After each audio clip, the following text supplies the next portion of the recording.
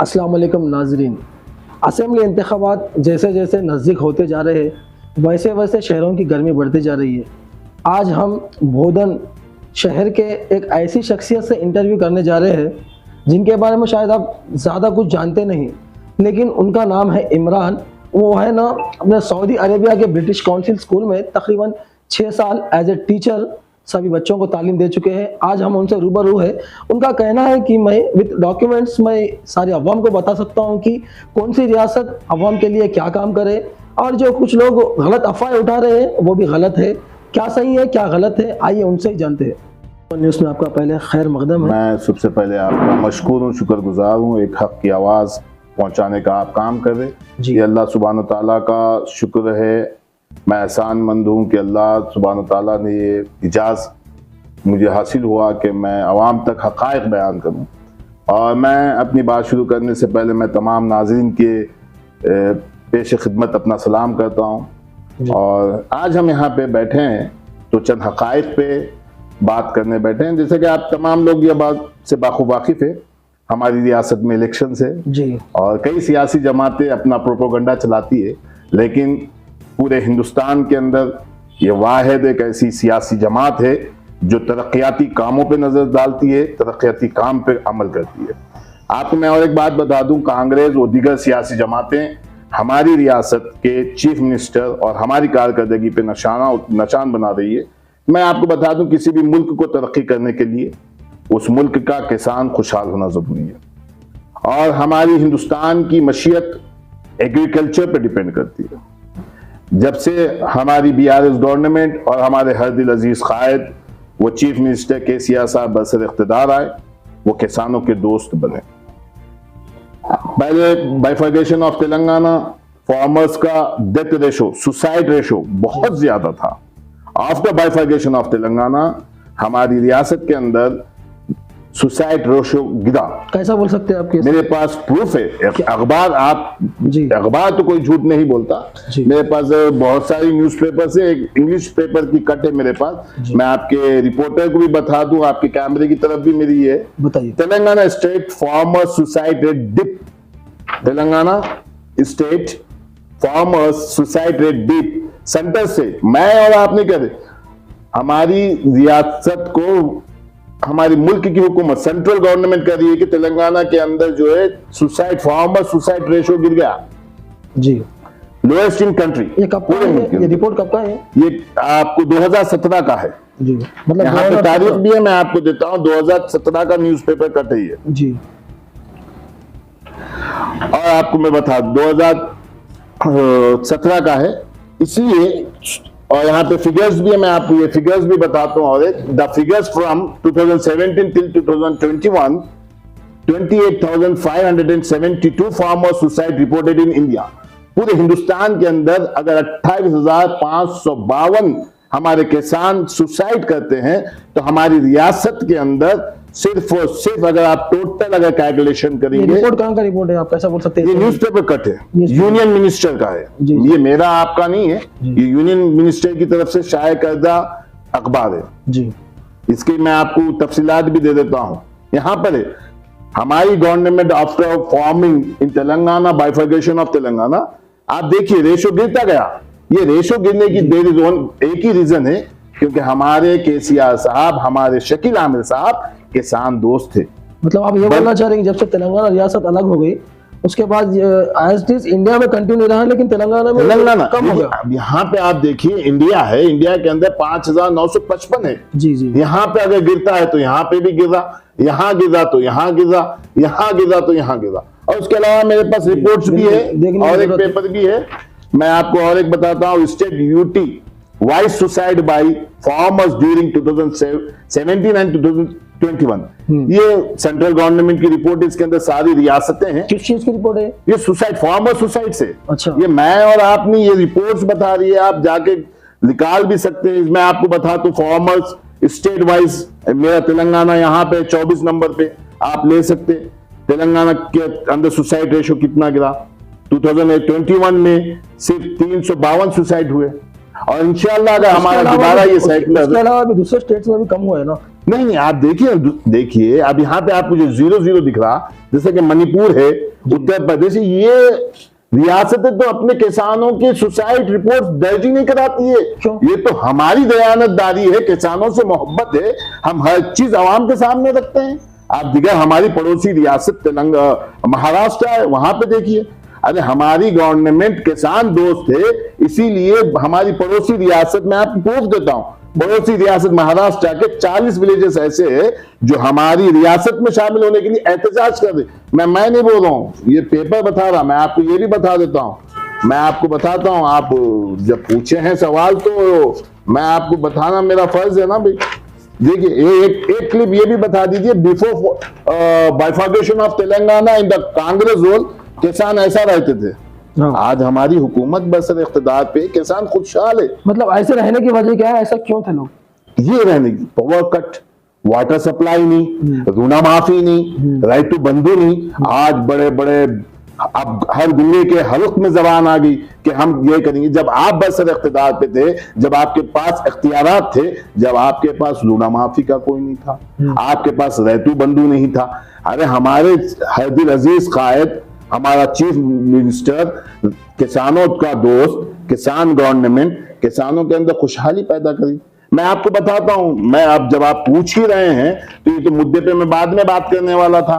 ये देखिए मेरा पेपर नहीं है, ये 2012 का पेपर है, इनाडू की कट है, दिस पिक फ्रॉम 2012। क्या बोलती गवर्नमेंट?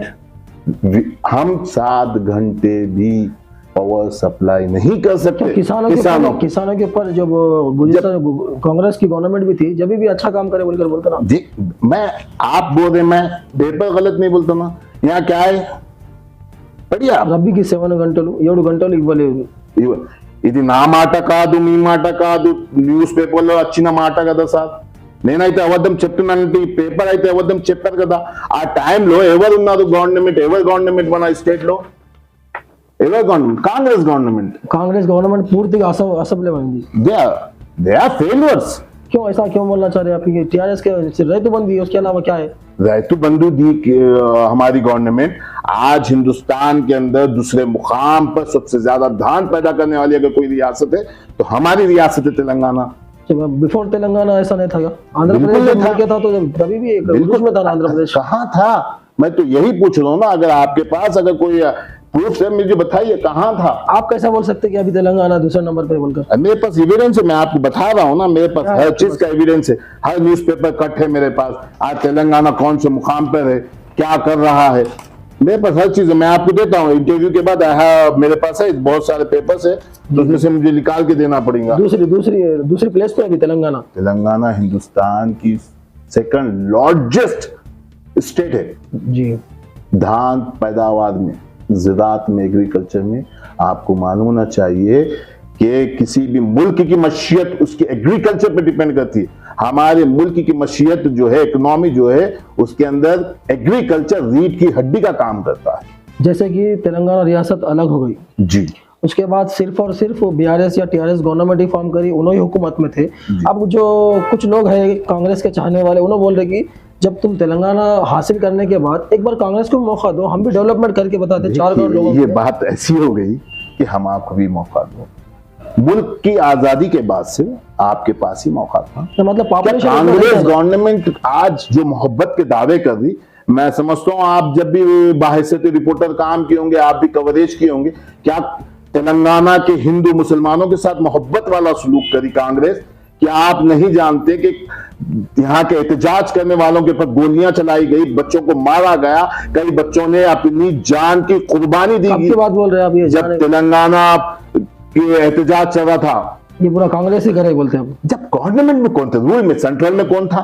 मैं था। वो लोग बोलते हैं कि हम ही दिया ना तेलंगाना बोलकर। यकीनन देखिए, मैं आपको एक बात बता रहा हूं, जब कांग्रेस ये दावा कर रही है कि हम तेलंगाना दिए, तो आप फिर हम एहतजाज क्यों करें? जब हम एहतजाज करें तो आप हमारी जानों की कुर्बानी लिए बगैर देना था। जो कुर्बान होंगे उसके जिम्मेदार कांग्रेस को ठहरा रहे। यकीनन है जी। अरे आप बरसर इख्तिदार पे थे, पुलिस आपकी, हुकूमत आपके इशारे पे हमारी जाने गई, तो कसूरवार कौन है? आप? मैं? जी बताइए। अगर मैं गलत हूं तो बोलिए मैं गलत हूं, हुकूमत जब पूरा फसादात करने के बावजूद उसके पूरा मैं इसको फसादात नहीं कहूंगा, फिसादात एक गलत बात हो जाएंगी क्योंकि कम्युनल राइट्स हो जाएंगे।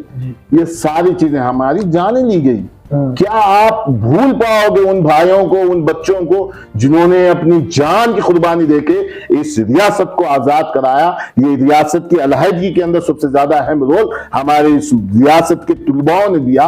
उन लोगों को भूल जाओगे? क्या उन घर के लोगों को भूल जाओगे जिन्होंने अपना भाई खोया, जिन्होंने अपनी बहन खोई, जिन्होंने अपना बाप खोया? नहीं। तेलंगाना रियासत आने के बाद जो फाइटर्स से तेलंगाना के जो फाइट कर रहे थे, यकीनन क्या उन लोगों को इंसाफ मिला? यकीनन मिला। किस तरह? तेलंगाना गवर्नमेंट जो है इंसाफ करने वाली हुकूमत है और हम इंसाफ कर रहे हैं। और भी अगर हमसे कुछ खामियां हुई है हम यकीनन इंसाफ करेंगे। हम हर तेलंगाना के भाई है, हर तेलंगाना में रहने वाले शहरी के ताल्लुक से हम सोचने वाले लीडर का नाम केसीआर है। केसीआर की एक आंख मेजॉरिटी है तो दूसरी आंख माइनॉरिटी है। आप ये बात समझिए। आप देखिए ये तेलंगाना गवर्नमेंट में किसी एक तबके के साथ नाइंसाफी नहीं, हर तबके के साथ इंसाफ। 12% रिजर्वेशन की बात क्या हुई? हाँ, ये अच्छा सवाल करे। मैं आपको वो भी मेरे पास जियो है, यानी कि जियो का मतलब ये गवर्नमेंट ऑर्डर्स जो होते, जब हमारी रियासत सबसे पहले शायद में 2014 में हमारा जब इलेक्शन हुआ, हमारा हरदिल अजीज कायद फाइटर ऑफ तेलंगाना भी आप कह सकते हैं, केसीआर साहब जब तेलंगाना हासिल करे, दोबारा इंतखाबात हुए और हमारी बीआरएस जब पीआरएस थी, हुकूमत फॉर्म हुई, तो उसके पहले असेंबली इजलास में आज जो 12% का जो ढंडोरा पीटती है कांग्रेस, छाती पीट पीट के कहते हैं कि मुसलमानों के साथ नाइंसाफी हुई, तो मैं ये भी कह दूं उन कांग्रेसियों से कि आपकी जहां जहां हुकूमत है, राजस्थान में है, आप कर्नाटका में है, तो आप वहां क्यों नहीं दे रहे? वहां क्यों फेल हुए आप? ये भी तो आप आवाम को बता दो। आप इतने साल हिंदुस्तान पे, हमारे मुल्क के अजीम पे आप हुकूमत करे, वहां नहीं दिए तो वो भी तो बता दो। आज केसीआर पे आप उंगली उठा रहे। मैं उंगली उठाने वालों को भी, अहमकों को कह दूं अपनी इस इंटरव्यू के जरिए कि केसीआर साहब अपने पहले असेंबली इजलास के अंदर in the year of 2014 orders pass करे, हर कानून पास। किस चीज का ऑर्डर पास करे? 12% के लिए जी। उसके लिए राज्यसभा मेंबर्स और लोकसभा मेंबर्स की रजामंदी होना जरूरी है। जी। तो आपको मालूम होना चाहिए, जियो पास हो गया, दिल्ली पहुंच गया, दिल्ली में कांग्रेस भी है, बीजेपी भी है, छोटा भाई बड़ा भाई भी है, दोनों की खामोशी से आज तक 12% रुके। ये बात क्यों नहीं कहते? ये देखिए भाई, आप राज्यसभा में भी है, आप लोकसभा में भी है, क्या इतने साल में आज इलेक्शन आ गए, आज इंतखाबात आ गए, आज मुसलमानों के हमदर्द बन गए, तो मैं उन हमदर्दी रखने वाले अहमकों से कह रहा हूं, क्या इतने सालों में आपके कांग्रेसियों से मेरा सवाल है, ये कांग्रेस हुकूमत में जो एमपी है, राज्यसभा मेंबर है, लोकसभा मेंबर है, पार्लियामेंट में कभी आवाज उठाए? क्या एक भी क्वेश्चन करा कि मुसलमानों को, तेलंगाना के मुसलमानों को 12% देना चाहिए, उन्हें इकोनॉमिकली बैकग्राउंड बात कह रहे हैं आप? कौन सा कांग्रेस करी? आज कांग्रेस सीना ठोक ठोक के कह रही है कि मुसलमानों के साथ सवाल नहीं उठाए लोकसभा में। कहां उठाए? आज इलेक्शन आ गया तो लोग बागड़े पहलवान बन के हमारे इतिहाद को तोड़ने का काम। सवाल इसलिए नहीं उठाए कि वो लोग ही रोके थे वो 12% रिजर्वेशन। भाई मैं आपको रोक के मैं आपसे सवाल कैसे करूं? जी। जब मैं किसी काम के अंदर रुकावट पैदा कर रहा हूं तो मैं सवाल करूंगा क्या? आप बोलिए। जी, यकीनन सही है आप बोल रहे सही अल्फाज। अरे मैं आपको प्रूफ, मेरे पास जियो है साहब, आप जाते हो लेके जाइए आप। मैं आपको देखिए, मैं जब इतना टीवी पे आके चीख के अपने जज्बात बयान कर रहा हूँ, तो एक बात तो है, मेरे पास सबूत है। ये नहीं है कि मेरे पास सबूत रखकर बात कर रहे हैं। यकीनन मैं ऐसी क्यों बात करूं? क्यों करूं? इन्हों कहना चाह रहे हैं कि 12% जो रिजर्वेशन का जो मसला, जो मुद्दा है, राज्यसभा में जब यहाँ पर जो तेलंगाना रियासत की जानिब से दिया गया था कि बिल पास कीजिए, जो राज्यसभा के मेंबर्स थे, जो दिल्ली में जो सेंट्रल में जो पार्टीज मौजूद थे, वो लोग इस बिल को पास नहीं करे, उसी वजह से ये 12% रिजर्वेशन का मुद्दा रुके वाला है। और ये सारी अवाम को जानने की ज़रूरत है। ये हजरत का कहना ये भी है कि इसके सारे सबूत मेरे पास है, मेरे अलावा भी आप कहीं से भी ये सबूत निकाल सकते हैं कि 12% रिजर्वेशन का मुद्दा आखिर रुका क्यों है। बता दूं कि कांग्रेस जब मुसलमानों से और माइनॉरिटी से इतनी मोहब्बत करती है, तो मेरे पास प्रूफ भी है। जब बिफोर बाइफर्केशन ऑफ तेलंगाना हमारी रियासत जब मुत्तहिदा रियासत आंध्र प्रदेश थी, जब हमारे पास महज जो है अकामती मदारिस रेजिडेंशियल स्कूल, जो अब टैमरीज के नाम से, पहले आंध्र प्रदेश रेजिडेंशियल स्कूल्स हुआ करते थे और उर्दू में आंध्र प्रदेश अकामती मदारिस हुआ करते थे। तो आज जो टैमरीज के नाम से, उस वक्त जब हमारी मुश्तरका रियासत थी, जहाँ उस रियासत के अंदर 23 अजला थे। हमारी रियासत तेलंगाना के 10, रायलसीमा के 4 और साहेली आंध्रा के 9, जुमला 23 रियासतों में माइनॉरिटी स्कूल्स, मैं आपको दोबारा कह रहा हूं, माइनॉरिटी स्कूल उर्दू अकामती मदारिस की तादाद सिर्फ 12 थी। कितनी थी? 12। अभी कितना है? आज केसीआर की हुकूमत फॉर्म होने के बाद टैमरिस तेलंगाना माइनॉरिटी रेजिडेंशियल स्कूल्स 204 हो गए। 204। जब तो ये अकलियतों से मोहब्बत, तेलंगाना 12 है, 12 after Telangana only in like 8-9 साल के अंदर ये। तो ये तो माइनॉरिटी से इंसाफ करिए क्या? यकीनन आपको नहीं दिख रहा जी, आपको इंसाफ नहीं दिख रहा। नहीं, बस इससे मोहब्बत है, उसके अलावा और क्या करें? आपको मैं और एक बात बता दूं, आप जब स्कूल के हद तक है वो थे, किसी भी कौम को ख्वाब अगर कंप्लीट करना है, किसी कौम को अगर तरक्की करना है, किसी कौम को हिंदुस्तान की सियासत में हर वो शोबे में अपना कद बढ़ाना है, तो उस कौम के नौजवान को तालीम याफ्ता होना जरूरी है। Education is necessary. एजुकेशन की जब बात आप कर रहे हैं तो फिर अनएम्प्लॉयमेंट क्यों है हमारे पास है? हाँ, ये अच्छी बात करें आप। मैं आपको ये भी बता देता हूँ, अनएम्प्लॉयमेंट, आपका इंटरव्यू तो तभी नहीं होता ना जी। तो अनएम्प्लॉयमेंट जो है, मैं आपको बता दूं, जब मतलब पढ़ने के बावजूद भी नौकरी नहीं मिली तो पढ़ के क्या? मैं बता दूं आपका सवाल। गवर्नमेंट जॉब्स अब तक आफ्टर बाइफर्गेशन ऑफ तेलंगाना, मैं बार बार ये बात कर रहा हूं, हमारी रियासत अलहदा तेलंगाना होने के बाद हमारे रियासत के अंदर हुकूमत तेलंगाना की जानिब से जो सरकारी मुलाजिम बने, 1,60,000 नौजवानों को। क्या सबूत है आपके पास? मेरी बात कंप्लीट कर लीजिए आप। 1,60,000 नौजवानों को सरकारी मुलाजिमत फरहाम की गई हुकूमत तेलंगाना की जानिब से 2014 से आज तक, और 42,652 पोस्ट इन प्रोसेस है। इन प्रोसेस मींस एग्जाम्स होने हैं। जब एग्जाम, आपके पास डाटा है क्या बिफोर तेलंगाना में कितने? मैं आपको अभी देता हूं, क्योंकि मेरे पास है, मैं इसीलिए बता रहा हूं जी। ये मेरी, ये देखिए, जॉब फील्ड बाय APPS, यानी कि Andhra Pradesh public service commission, from 2004 to 2014। ये ड्यूरिंग पीरियड में कौन था बरसर इख्तिदार पे? मैं था, केसीआर था, शकील भाई थे, नहीं? अच्छा, पूरा ये 2004 से लेकर 2014 तक 24,000 नौकरियां दी है। 24,000 पूरे। मैं आपको 23,000 की बात, 24,000 नौकरियां बोल रहे हैं। अरे बहुत अच्छे, हम उनसे भी अच्छा करें। देखिए, मैं आपको बता रहा हूं, 1,60,000 हम सिर्फ और सिर्फ 9 साल के ड्यूरेशन में गवर्नमेंट जॉब दे चुके हैं। 42,652। आंध्र प्रदेश एक जगह है जबकि बात 23 अजला की बात है, मैं 10 अजला की बात कर रहा हूँ जी, समझे आप जी। ये 23 अजला की बात है, मैं 10 अजला की बात कर रहा हूँ। अब मेरे पास इसके पीछे आ जाएंगे आप, ये मेरे पास, आपको मैं देता हूँ, साथ में लेके जाइए आप। मेरे पास नंबर ऑफ डायरेक्ट रिक्वायरमेंट यहाँ पे है, phase 1, phase 2 total. Number of vacancies notified, selection process completed, selection under processes, selection process completed। कितना process complete हुआ? फेज 1 में 1,41,735 पोस्ट गवर्नमेंट। सेकंड में कितने हो गए? 18,348 हो गए। कौन सी ईयर की बात है भाई साहब? ये हुकूमत फॉर्म हुई जब से। अच्छा, हाँ बिल्कुल, मैं आपको बता दूं कौन से ग्रेड में कितने हुए, ये ग्रांड टोटल भी है, मेरे पास प्रूफ है, पूरा प्रूफ लेकर फिर क्यों?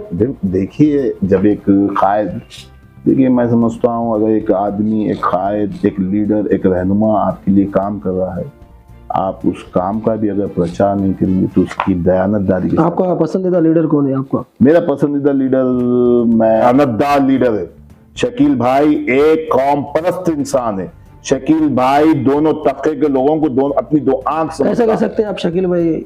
यकीनन हम इंटरव्यू से तो नहीं हट रहे ना। नहीं हट रहे, इंटरव्यू में बोलिए।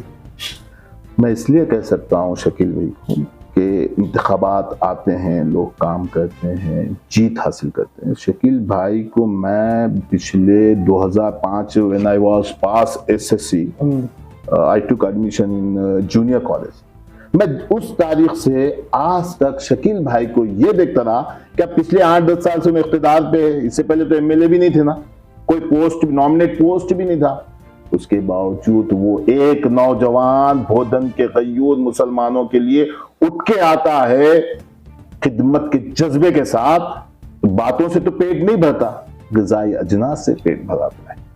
ईद उल फित्र के मौके पे ये वो कायद है, वो लीडर है, जब इख्तिदार पे भी नहीं था, मतलब एमएलए के पोस्ट पर नहीं रहने के बावजूद भी आप कई सालों से अवामी खिदमत कर रहे हैं। मैं समझता हूँ कि 2005 से तो मैं देख रहा हूँ, जब से मैं बाशऊर हुआ, बांट रहे हैं तो किसके लिए? कौम परस्ती है ना, ये कौम के लिए। मतलब एमएलए के पोस्ट पर है कि अगर बांटे तो वो और बात है, लेकिन पोस्ट पर नहीं है बोल रहे। नहीं है कि बांटा तो ऐसे लीडर को आप नहीं चुनेंगे। अरे चलो वो जब का छोड़ दो, कोविड की महामारी में आप घर के बाहर निकले? मैं आपसे सवाल कर रहा हूँ, आप मेरे से करें ना। हम लोग नहीं, आप निकले, आपके घर के बाजू वाला निकला, किसी को मदद नहीं कर सके, हम निकल कर।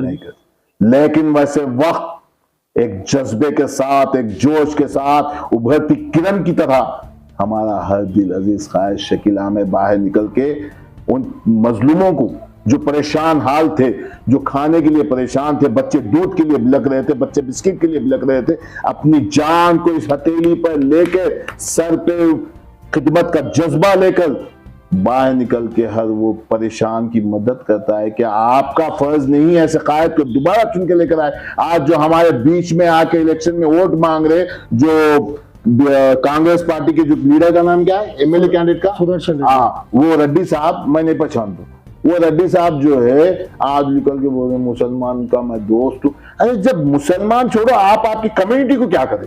हमारा लीडर तो सारों के लिए किया।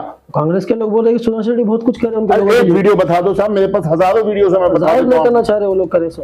अरे ये तो ऐसी बात हो गई, चोरी पे चोरी सीना दोरी। मैंने एन चाहिए का नहीं, चेसिना नहीं चपता, ये कोई बात है? आप ये भी नहीं बोल सकते ना, नहीं करे, करे भी नहीं। अरे अब बताओ, देखिए भाई, आप में से वोट मांग देना, आप मेरे लीडर है, तो मेरा जमहूरी हक है आपसे सवाल करने का। मैं जब आपसे सवाल करूं तो आप जवाब देना ना। मैं आपके न्यूज चैनल के जरिए सुदर्शन रेड्डी साहब से सवाल कर रहा हूं, अगर आप कोविड पीरियड के अंदर किसी के लिए भी कोई मदद करे, क्या ग़िज़ाई इजनास पहुंचाए, आप मुझे बता दो, मैं आपको वोट डाल दूं। चलो, आपका कहना है कि वो कुछ भी मदद नहीं करे?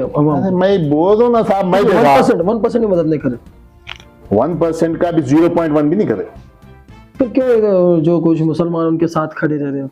देखिए, हर दौर में जो इलेक्शन जमहूरियत है, जमहूरियत में आपको आपका इख्तियार है, मुझे मेरा इख्तियार है। मगर मैं, देखिए, मैं उन ठहरने वालों से भी आपके न्यूज चैनल के जरिए इल्तिजा कर रहा हूं, आ जाओ, उस शख्स के साथ आ जाओ जो शख्स आपके लिए ठहरता। अगर आप ऐसी हरकत करोगे तो दोबारा ऐसा लीडर आपको नहीं मिलेगा। मैं ये कह रहा हूं, मेरे कोई मफादात शकील अहमद साहब से नहीं है, लेकिन मैं कह रहा हूं, वो शख्स के लिए कह रहा हूं जो शख्स कौम परस्त है, वो शख्स जो मेजॉरिटी के लिए सोचता है, वो शख्स जो माइनॉरिटी के लिए सोचता है, वो गवर्नमेंट जो आपकी कौम और हमारी कौम की फलाह बहबूद के लिए काम करती है। वो भोदन में जो इंतखाबात होने वाले हैं वो शख्सियत की बुनियाद पे होने वाले हैं, यानी तो पार्टी से, पार्टी कांग्रेस से टीआरएस? शख्सी बुनियाद पे तो इलेक्शन होनी चाहिए, क्यों नहीं होना चाहिए? वो शख्स के साथ इलेक्शन होना जो आपसे हाथ मिला के जो हाथ धो ले, या वो शख्स को आप वोट देंगे जो आपके सीने से सीना लगा ले?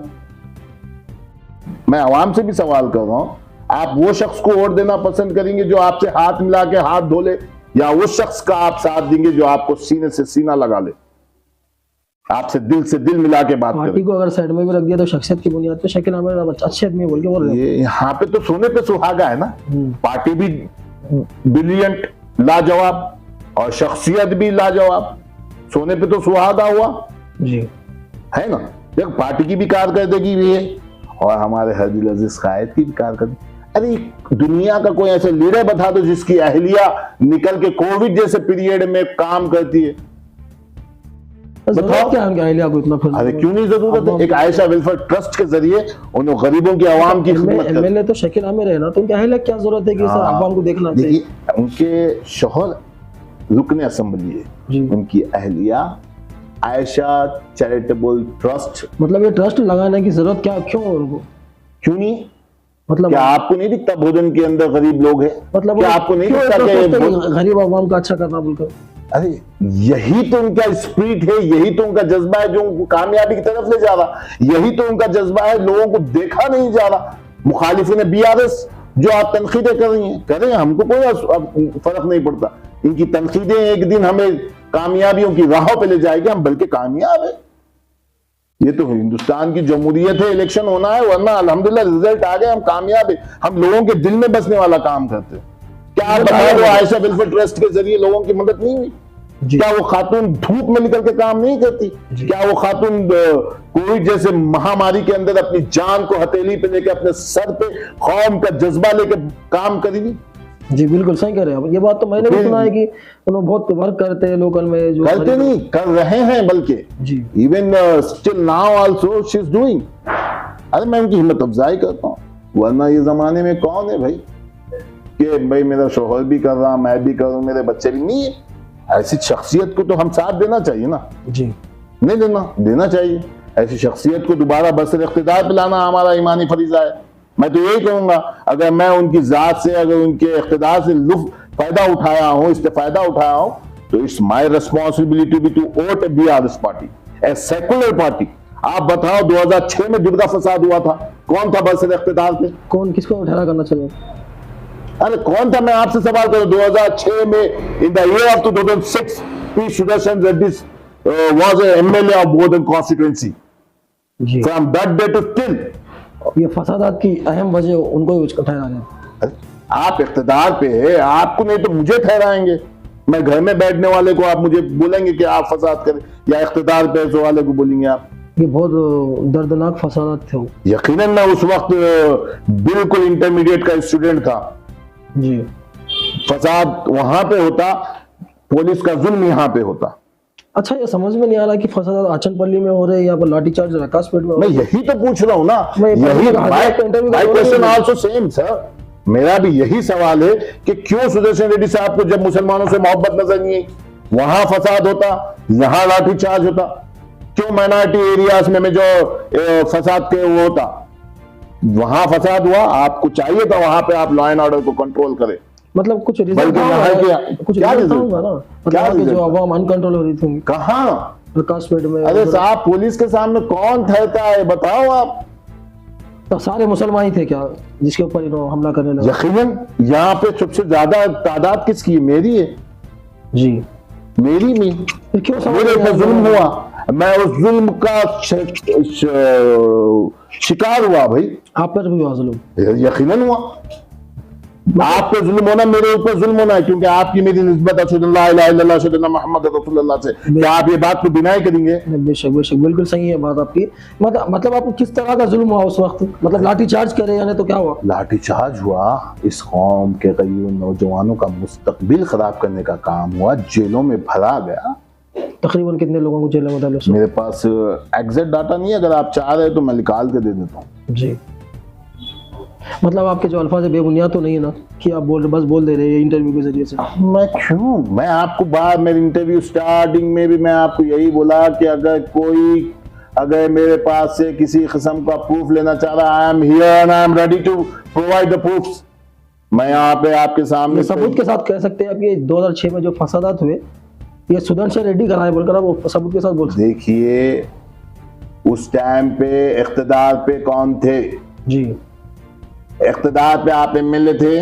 अगर सुदर्शन रेड्डी साहब ये बात को डिनाई कर रहे तो मैं यहाँ पे यही बात कहूंगा, अगर सुदर्शन रेड्डी साहब ये कह रहे कि मैं उस वक्त पुलिस को कंट्रोल नहीं कर सका, तो भोजन की आवाम को ऐसे कायद की जरूरत नहीं है जिसको पुलिस भी नहीं सुनती।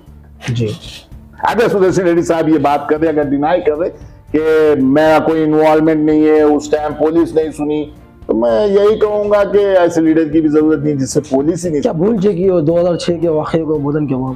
मैं जब तक अल्लाह मुझे इस रूए ज़मीन पे रखा, जब तक मेरे सांस के अंदर सांस है, मैं उस दर्दनाक वाकये को नहीं भूलूंगा। ये तो अल्लाह सुब्हान व तआला का शुक्र और एहसान है कि हमारी जानें नहीं गई। ये वो सुदर्शन रेड्डी साहब है जो हमारी लाशों पर सियासत करने का काम करे। क्या भोजन की आवाम को मालूम नहीं है क्यों नहीं है? बराबर मालूम है उसका जवाब भी तो देखिए, मालूम है उसका जवाब भी भोदन की आवाम उनको दे चुकी है और दोबारा भी उनको जवाब दे देंगे। ये मत समझिए कि भोदन की आवाम भूल जाएगी। भोदन के मुसलमान गयूर मुसलमान है, दयानतदार मुसलमान है, ईमानदार कौम है हमारी। आप बताइए पूरे भोदन के अंदर कोई ऐसा है जिसको बीआरएस गवर्नमेंट से फायदा नहीं हो? सही बात है आपकी, बिल्कुल सही बात है। देखिए हमारी हुकूमत के अंदर एक जो स्कीमात है यकीनन थोड़े लोगों को नहीं पहुंचे, थोड़ों को पहुंचे। हम और दोबारा इख्तिदार पेंगे, जिसको नहीं पहुंचे हम उनको पहुंचाएंगे। क्या आज केसीआर और शकील भाई एक भाई की हैसियत से, एक मामू की हैसियत से, एक फूफा की हैसियत से कल्याण लक्ष्मी के जरिए, शादी मुबारक के जरिए लोगों की खुशियों में शामिल नहीं है? जी मेरे पास डाटा है, we will be discuss on that. जी। और इमरान भाई, आप जो कहते हैं कि कांग्रेस गवर्नमेंट में तकरीबन ऐसे कायद भी है कि वो लोग सिर्फ अपने फायदे के मफाद के लिए इलेक्शन लड़ रहे हैं। यकीनन देखिए, आज जो है मैं कांग्रेस गवर्नमेंट आज जो माइनॉरिटी डिक्लेरेशन लेकर आई जी, तो मैं उन कांग्रेसियों से मेरा सवाल है, आपकी हुकूमत राजस्थान में भी है, ये बता दो कि राजस्थान स्टेट के अंदर कितने लाख मुसलमान हैं और वहां का माइनॉरिटी बजट कितना है? फिर कर्नाटक में तो अच्छा कर रहे हैं बोलकर बोल रहे ना। मैं आपको बता रहा हूँ, ये कर्नाटका के चीफ मिनिस्टर साहब जो है हमारे हरदिल अजीज कायद, वो वजीर आला को जो है रिक्वेस्ट लेटर भेजते कि आपकी रियासत से हमारी रियासत को धान दो उधार बोल के। मैं बताता हूँ, आप मैं गलत बोलूंगा मतलब तो उन्होंने लेटर लिखे कि तेलंगाना रियासत को हमको धान चाहिए। अरे यकीनन लिखे, मैं आपको बताता हूँ ना सर, मैं आपको बोला था, याद होगा, ये महाराष्ट्र के लोग हैं जो 40 विलेजेस है, आप बताइए तेलंगाना में शामिल होना మహారాష్ట్ర సరిహద్దు గ్రామాల వినతి 40 గ్రామాల సర్పంచులు ప్రజాప్రతినిధులు ఆందోళన ధర్మాబాద్ పంచాయతీ కార్యాలయం ఎదుట నిరసన ఆందోళనకు బీజేపీ శివసేన నాయకుల నేతృత్వం తెలంగాణ ప్రభుత్వ పథకాలపై ఆకర్షణమే కారణం। ये तो हमारी कामयाबी है जी। अब ये बात भी कांग्रेस डिनाई करेंगी नहीं, यकीनन सही है, तेलंगाना रियासत में हो रहे से मैं आपको और मैं देखिए आज कर्नाटक का जो इशू बोल रहे हैं आप वो समझ में नहीं आ रहा। क्या कौन सा जो बोल रहे कि यहाँ के रियासत के सीएम को पूछे कि धान चाहिए? ये पढ़िए आप, కర్ణాటకలో అన్న బ్యాగ్ స్కీమ్ కోసం తెలంగాణ బియ్యం కాంగ్రెస్ ప్రభుత్వం అధికారంలోకి వచ్చేందుకు కర్ణాటకలో పండుతున్న వరి ఎంతో కనీస అవగాహన లేకుండా అన్న భాగ్య స్కీమ్ హామీ ఇచ్చింది। ఆ పథకం అమలు చేయడానికి 2 నెలలుగా తెలంగాణ వంటి పక్క రాష్ట్రాలను సహాయం కోరుతూ వచ్చింది। చివరగా బియ్యం ఇవ్వడానికి తెలంగాణ, छत्तीसगढ़ राष्ट्राలు ముందుకు వచ్చాయి। मतलब वो लोग, ये मैं नहीं बोल रहा ना, आप बोलिए, ये मेरे अल्फाज है, ये ट्विटर के है, देखिए तेलुगु, मैं नहीं बोल रहा ना, ये देखिए यही chief minister of Karnataka Congress है जी। मतलब धान की फसल कम है वहां पर, मैं नहीं बोल रहा था जी। अगर मैं आपसे अगर कुछ चीज पूछ लूं तो ये मेरी तरक्की है ना।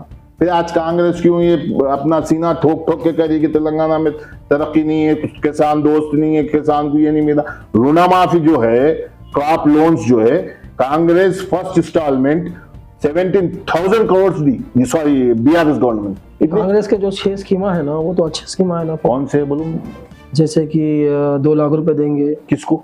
जो घर में बैठेंगे, जो लेडी घर में बैठेंगे, मतलब जो कुछ भी अब जैसा पेंशन के तौर पे दे रहे थे, इनको ईयरली देंगे 2 लाख रुपए। 2 लाख रुपए क्यों आपकी जब पहले हुकूमत थी क्यों नहीं दिए? आप बताओ, आपकी जहां जहां हिंदुस्तान मुल्क अजीम के अंदर जहां जहां आपकी हुकूमत है वहां क्यों नहीं दे रहे? कर्नाटका में बस पास फ्री दे तुम बोलकर बोले लेडीज को। एक बार ट्रायल कर सकते हो जी। आप निजामाबाद गए तो वहां से आना है तो पैसे देना जी। आप आधार कार्ड यूज कर सिलेंडर बोल रहे, 500 में सिलेंडर दे तुम बोल रहे। कौन देते? कांग्रेस की गवर्नमेंट। हम कितने में देते बोले? मतलब आप लोग उनका देख के कॉपी करे शायद। हुकूमत में कौन है? आप है, मैं हूँ। मतलब मैनिफेस्टो पहले कांग्रेस का है ना। अरे आप मैनिफेस्टो दे देंगे, आप अल्लाह बोले मैं भी अल्लाह बोला तो मैं देख के बोला बोलते आप? नहीं वो बात, हमारी तो हुकूमत नहीं, देखिए हमारी हुकूमत तो गरीबों की हुकूमत है, हम गरीब है, हम गरीबों की हुकूमत, हम गरीबों का हमदर्द हुकूमत है। केसीआर साहब जी नंबर 1 सीएम है, हमारे महमूद अली साहब बोलते जी, number 1 chief minister of Telangana जी। यकीनन हम नंबर 1 है। और आपको मानना चाहिए। अब ये कहना चाह रहे हैं कांग्रेस के मैनिफेस्टो से टीआरएस का मैनिफेस्टो बेहतर है? यकीनन बेहतर है, क्यों नहीं है। केसीआर बंधु है, केसीआर भीमा है, 16,000 रुपये रैतु बंधु है। आप बताओ आज जो बिया कांग्रेस गवर्नमेंट अपनी छाती कूट कूट के बोरी पीट पीट के कि हम ये करेंगे, आपकी राजस्थान में हुकूमत है, वहां के आप काम बताओ। आप हमारे पास सिर्फ और सिर्फ माइनॉरिटीज 50 लाख से जी, 50 लाख माइनॉरिटी से, मगर हमारा बजट कितना है आपको पता है? जी 2200 करोड़ माइनॉरिटी बजट है तेलंगाना स्टेट का। अभी कांग्रेस गवर्नमेंट भी बीसी डिक्लेरेशन करे, माइनॉरिटी डिक्लेरेशन। क्या जरूरत पड़ी जो आपको माइनॉरिटी डिक्लेरेशन करना पड़ा? आप इतने सालों से जब इख्तिदार में है, राजस्थान में आपका माइनॉरिटी डिक्लेरेशन कहाँ है? कर्नाटक आपका माइनॉरिटी डिक्लेरेशन कहाँ है? मतलब यहाँ करना चाह रहे शायद माइनॉरिटी के वास्ते कुछ तेलंगाना। ये बात हुई कि गैरों पे करम अपनों पे सितम, जहां आप इख्तिदार पे है वहां नहीं करेंगे, या इख्तिदार की लालच पे आके आप यहाँ करेंगे, ये तो गलत बात है। मतलब बस आप ये बोलना चाह रहे हैं कि बस आश बधाना चाह रहे हो कि वो अमल नहीं करेंगे। अब आप सुने हथेली में जन्नत बधाना, कांग्रेस का काम ही हथेली में जन्नत। आप यहाँ बोले माइनॉरिटी और यूथ को ये काम करते। अब मैं आपको डीके शिव कुमार का एक लेटर बताता हूँ। डीके शिव कुमार जो है एक कंपनी को लेटर लिखते हैं, मैं आपको बता दूंगा, लेटर भी देता हूँ। क्या दिए? ये डीके शिव कुमार है, बताइए साहब। DK Shiv Kumar deputy chief minister जी। हाँ, क्या दिए उन्होंने लेटर?